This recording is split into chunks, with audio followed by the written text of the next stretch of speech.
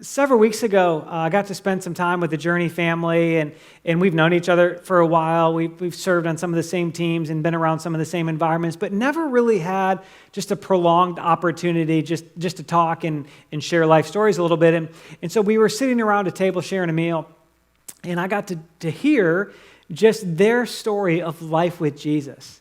I got to hear about years before we met them, years before they were part of Journey, when they lived in another part of the country, them meeting Jesus, and really the unbelievable way each of them met and became captured with the love and the life of Jesus and surrendered their lives to Him. We got to listen in on how they've just continued to live surrendering. They just live surrendering all of the time and all of these facets and pieces and developments in their life. And it was inspiring and motivating and compelling and just to listen to. And along the way, like all of our stories, they also talked about their hurt, some of the setbacks, the disappointments, especially in the context of relationships, even relationships with other Jesus followers, right? And we all identify with that. We all understand that while we might be followers of Jesus, it doesn't necessarily mean we're perfect. In fact, it doesn't mean we're perfect. We still bump into each other. We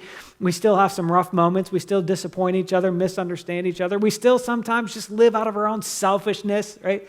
And it causes some relational tension. And they had some of that in their past. And in fact, they had some really traumatic stories of that, of really deep and significant pain. And as I listened to their story, what became so remarkable to me is their honesty about really how that pain, that accumulated pain, really resulted in them actually wondering, like, are healthy, life-giving, Jesus-shaped relationships even possible? Like, is that ever going to be possible for us? We think maybe we see these people over there have it, or we know a friend who had one, right? But is that really going to be possible for us? Is it going to be possible as people who just live surrendering? Is it also going to be possible for us to be people who keep connecting more and more with people and with more and more people? And they chose to keep dreaming that it would be possible. They chose to believe that, man, if this is a God-created thing, that it somehow must be possible. And so I just kept listening to the story. And then they get to this point in their story where they relocate and they end up kind of in the West Michigan area, and they eventually find their way to Journey, and they come in with all sorts of caution and all sorts of concern, right? And all sorts of that hurt and wondering, would it even really be possible, and should we even get our hopes up? And then you fast forward to today, a few years into the story, and they've got these really meaningful relationships, and relationships where they find encouragement, where they find value and place, and where they find opportunity to also give and contribute to the relationships. And really, they're experiencing what God had said, this is actually possible. Their relationships aren't perfect. It's not flawless. It's not without bumps and bruises along the way, but they're getting to keep connecting, keep getting to know people on deeper and deeper levels, and keep getting to know more and more people.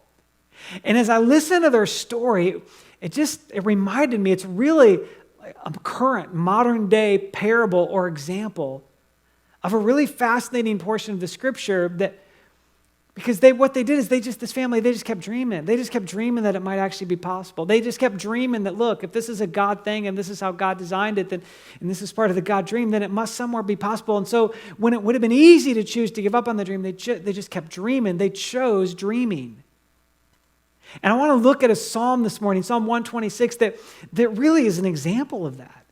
The example of the power of dreaming and the continuing to dream. Psalm 126 are really short, but boy, what an inspiring, compelling psalm. And I hope you'll hear it this morning with a wide open heart and spirit and mind. I believe the Lord wants to do a really good and new work in us today. So let's just dive into this thing. This is what the psalmist wrote. When the Lord restored the fortunes of Zion, they had been in captivity, their nation had been overrun. They'd rebelled against God and gotten out from underneath His hand of protection, and they experienced the consequences of being overrun by other nations. But now they've been restored a little bit, and it says when we were restored, we were like those who dreamed. It's like two things. It's like one, like we were living in a dream, like, oh my word, this is actually possible, and this is incredible. It's not perfect, but this is amazing. But it's also like we were like those who did dream, because when they were in captivity, God started to give them promises of restoration, and give them promises of good in their future, and give them promises of healing and rebuilding and returning. And so they held on to that dream even when nothing was moving, and even when life was really hard. They just became these people who held on to that dream and that desperation. And so now they're like, man, we're like people who dreamed. We had a dream that this is possible. Now that we're in it, this is incredible. It's not perfect. We're still human. But man, this is incredible. They kept dreaming. They chose the dream. And then verse 2, it says, and our mouths, when we think about our dream, our mouths were filled with laughter and our tongues with songs of joy. Do you see, like, even though it was hard, while you're dreaming, you're celebrating. Even though when you get to the good place, there's still a challenge, and you're still dreaming, you're still celebrating.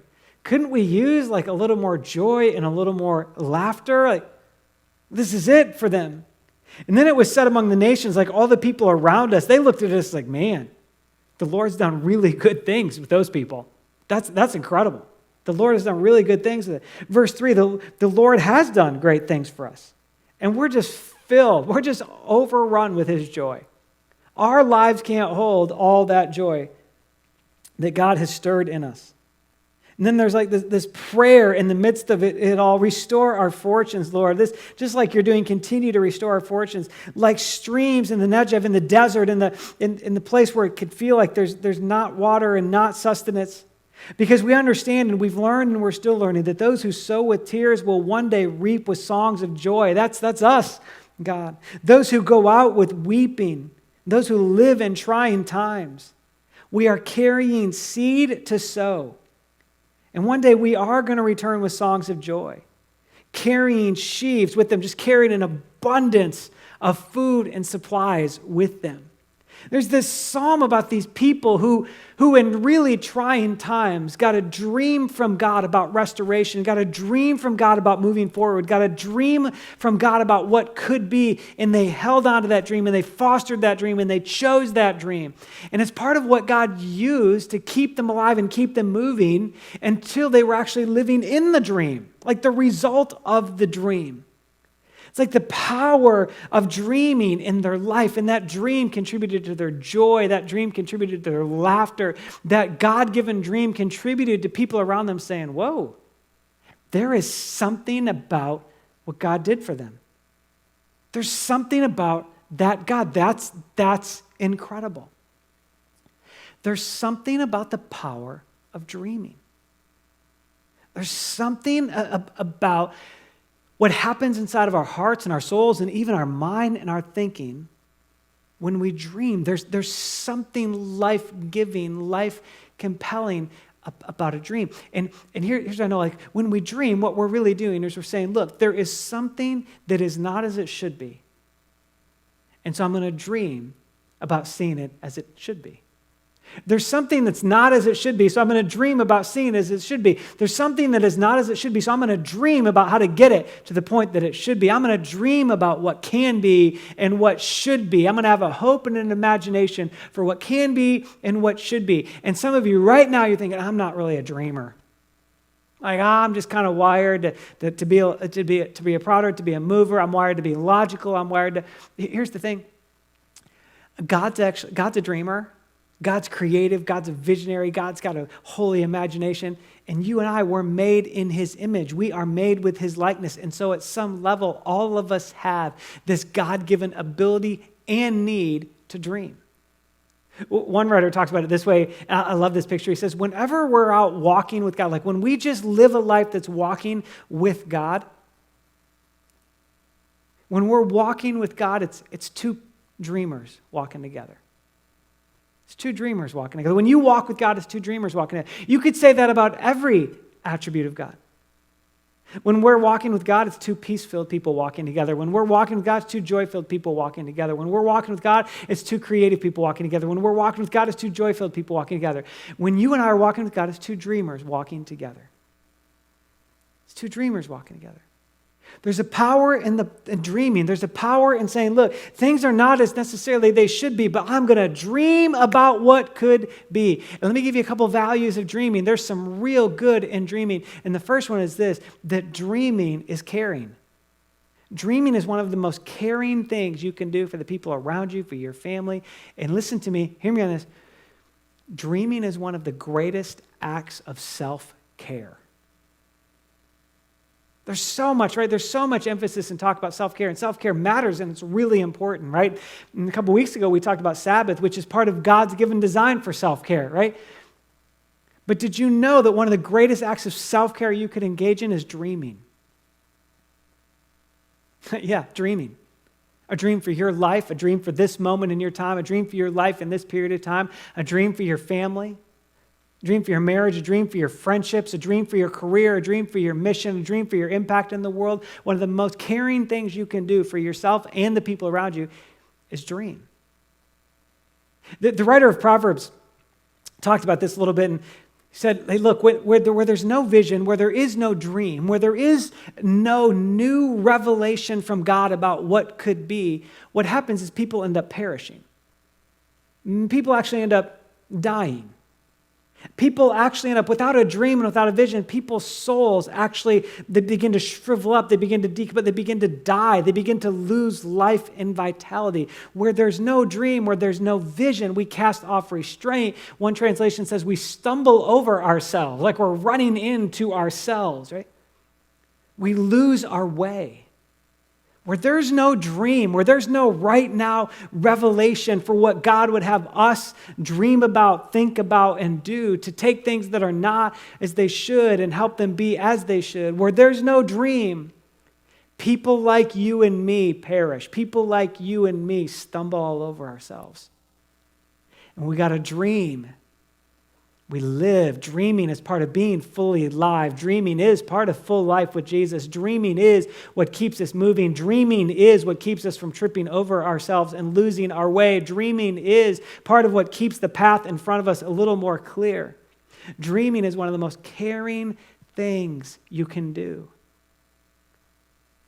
Just imagine if even this week the greatest act of self-care you could engage in was just saying, God, would you help me dream?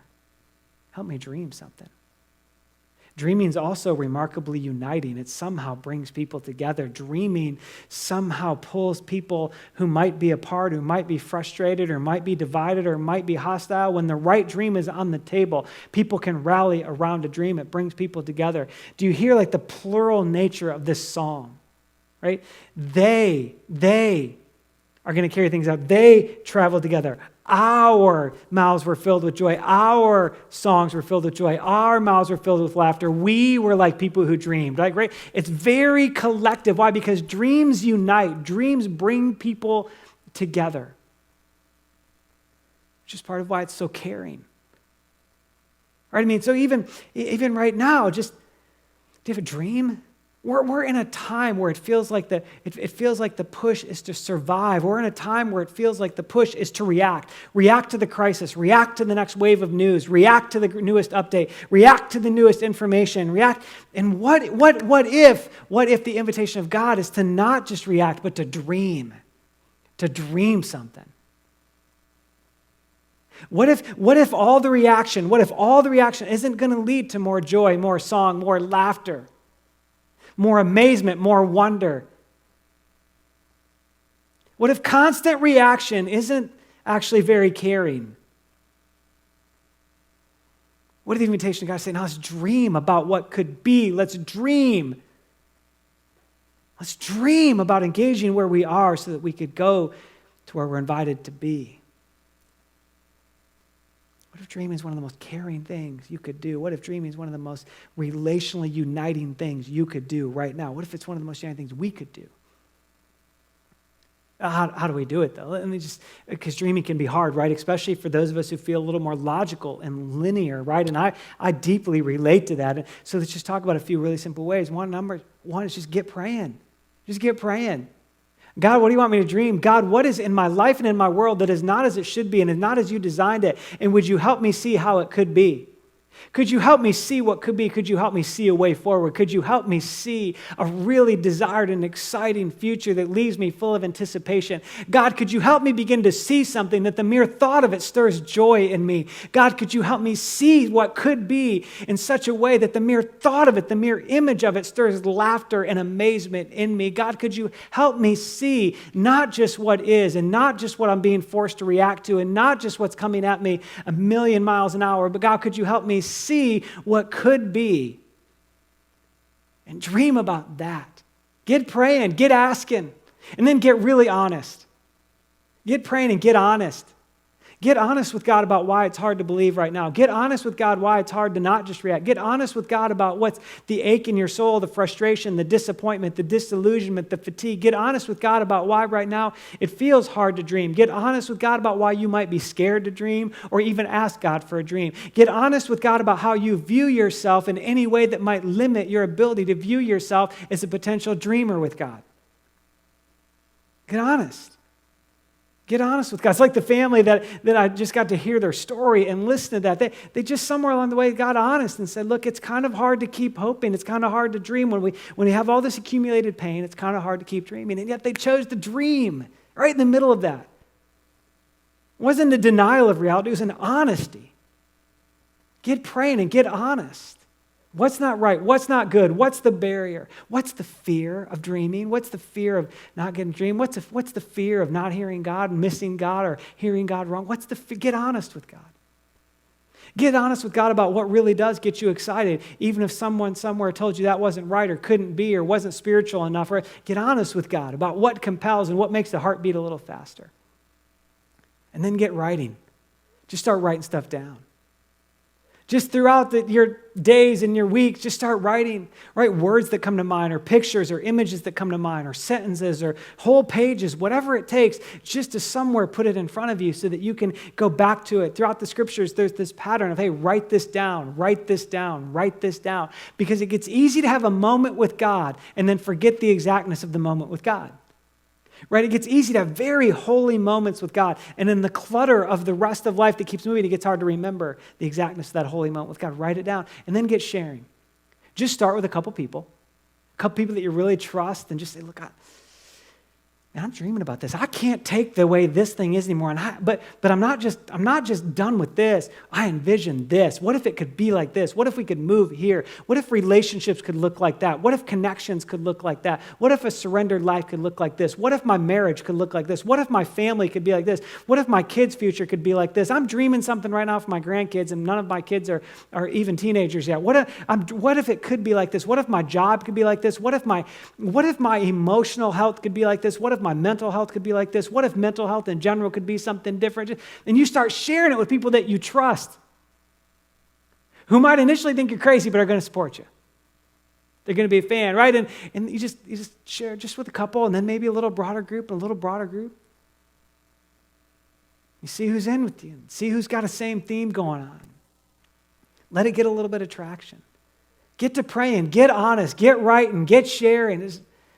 Let that dream take a little bit of shape. But then there's this lingering question, right, especially in church circles, is, yeah, but how do I really know, like, it's a God-given dream? Like, how do I know I'm actually hearing from God? It's easier than you might think. It's easier than you might think. There's a couple litmus tests just throw on the table. First one is this, and this is the awkward one, is if it's really a God-given dream, you might look foolish. You might look foolish. If it's a God-given dream, you might look foolish. It might seem crazy. It might not seem logical to other people. It might not seem wise to other people. It might not seem like the most prudent thing. It might go against, like, human understanding and human logic and reason. It might go against the norm and the tradition. It might break with the family tradition, right? You might look foolish. It's kind of funny. I mean, it's almost like there's this reality that God says, hey, if you want to be with me, like, have some faith. Hebrews 11 says, have some faith, and it's that faith that you're going to know my pleasure and you're going to know really good things. But tucked inside of that is, you might know my really good things, but other people might think you're crazy. Without faith, it's impossible to please me and stay with me. And so there becomes this moment sometimes in a dream. It's like, are we going to protect our reputation, or are we going to fuel our faith? And there's a tense moment in that. Are we going to protect our reputation? We're going to fuel our faith. So if there's a possibility you could look foolish, it might be God.